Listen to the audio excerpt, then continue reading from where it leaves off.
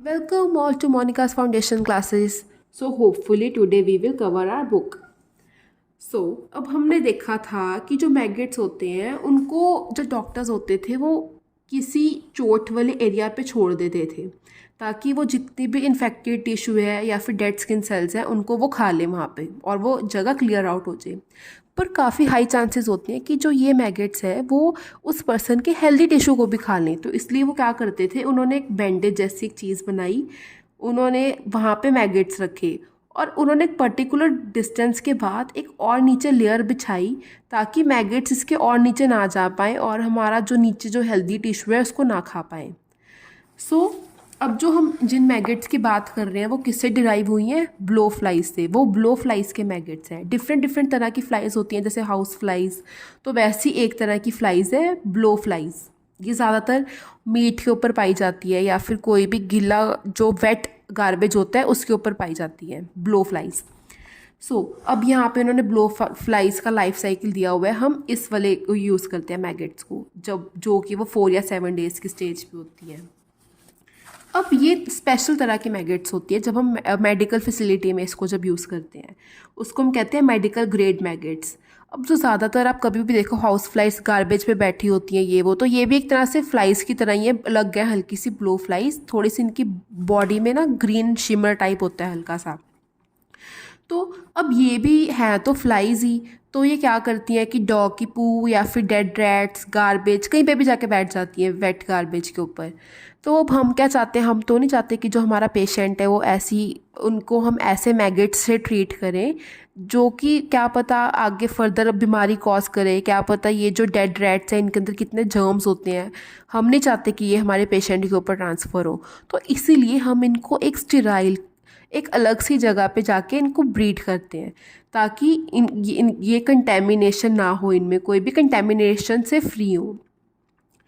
और ये बिल्कुल इनमें इनको हमने अलग से ग्रो किया हुआ है, देयरफॉर हम श्योरिटी से कह सकते हैं कि ये किसी भी डेड रैट या किसी भी एक अनहाइजीनिक कंडीशंस में नहीं गए, इनको हमने प्योरली हाइजीनिक कंडीशंस में ग्रो किया है। इनको फिर हम लेके एक बैंडेज के ऊपर रख देते हैं और फर्दर उसके नीचे एक और लेयर टाइप रख दे बैंडेज के नीचे लगा देते हैं ताकि ये फर्दर हमारे हेल्दी टिश्यू को डैमेज ना कर सकें। अब इस बुक की एंड में other great medical breakthroughs दिए हैं, मतलब अब एंटीबायोटिक्स के अलावा और कौन से साइंस की फील्ड में कोई ऐसे इन्वेंशंस हुए हैं जिन्होंने मेडिकल ब्रेक थ्रूज किए हैं। अब है तो बहुत सारे पर इस बुक में काफ़ी लिमिटेड दिए हुए हैं। जैसे एक इन्होंने दिया हुआ है वैक्सीनेशन, ये काफ़ी ब्रॉड टॉपिक है तो इसको मैं अलग वीडियो में चाहे अलग से एक्सप्लेन कर दूँगी। एक बहुत इंटरेस्टिंग स्टोरी है कि वैक्सीनेशन कैसे इन्वेंट हुई है। अब एक अगला है कि पेनलेस एट लास्ट। इसमें एनेस्थेटिक्स की बात की है कि जब आजकल हम चाहते हैं कि जब हमारी सर्जरी होती है तो हम चाहते हैं कि हमें कोई भी पेन ना महसूस हो। नहीं तो पिछले ज़माने में तो लोगों को इतना पता नहीं था एनेस्थेटिक्स के बारे में, तो वो ओपन सर्जरी करते थे, उनकी लेग्स को काट देते थे बिना उनको एनेस्थीसिया दिए हुए। तो लोगों की इतनी पेन की वजह से ही ऑन द स्पॉट डेथ हो जाती थी।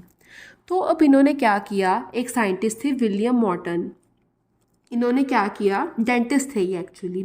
तो इन्होंने क्या किया, इन्होंने देखा कि जो ईथर है ये उसकी केमिकल कॉम्पोजिशन ये होती है केमिस्ट्री में। तो जो ईथर कंपाउंड है, केमिकल ईथर है, इसके अगर हम फ्यूम्स को यूज़ करें तो जो पेशेंट है थोड़ी सी बेहोशी की हालत में चला जाता है। तो उसको ऊपर जो मर्जी प्रोसीजर करो उसको इतनी फीलिंग नहीं होती, उसकी जो भी फील होती है पेन वो इतनी नहीं होती। तो ईथर का इसमें सबसे ज़्यादा रोल आया था, पर आजकल हम ईथर को नहीं यूज़ करते क्योंकि इसमें हल्के से थोड़े से पॉइजनस इफेक्ट भी होते हैं ईथर की। तो आजकल बड़ी सारी केमिकल की मतलब मॉडिफिकेशन हुई है। आजकल तो बहुत सारे एनेस्थेटिक्स अब डॉक्टर्स को पता चलने लग गया कि कौन से ऐसे केमिकल कंपाउंड्स हैं जिससे किसी पर्सन को, इस पर्टिकुलर पोर्शन को या फिर पूरे के पूरे पर्सन को सुन या बेहोश कर सकते हैं। तो इसी की वजह से आजकल की जो सर्जरीज है वो पॉसिबल हो पाई हैं और हम उस पेन को बियर कर सकते हैं। पेन तो होती नहीं है, सर्जरी को बियर कर सकते हैं। अब नेक्स्ट इन्होंने बताया ब्लड ट्रांसफ्यूजन्स के बारे में। जैसे हमें पता है कि एक पर्सन, और अगर हमने एक पर्सन का ब्लड दूसरे पर्सन को चढ़ाना है तो बिल्कुल सेम ब्लड ग्रुप होना चाहिए। तो ये किसने डिस्कवर किया था? 1901 में कार्ल लैंडस्टीनर ने।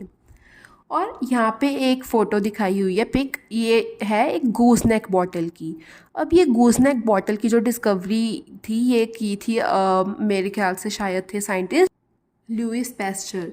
तो उन्होंने बताया था कि उन्होंने गूसनेक एक्सपेरिमेंट परफॉर्म किया था लुईस पैस्चर ने। उन्होंने बताया था कि इसका एक्सपेरिमेंट का नाम है गूसनेक इसलिए क्योंकि इस बॉटल की जो शेप है वो गूस की नेक की तरह है, गर्दन की तरह है।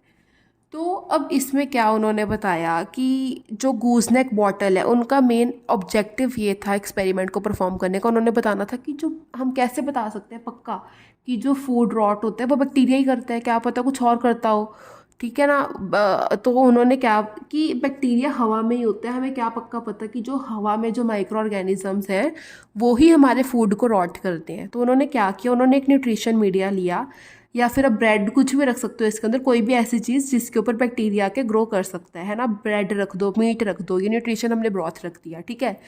वो साइंटिस्ट के पर्सनल बाइसनेस के ऊपर है, जो उसने रखना है वो उसने रख दिया।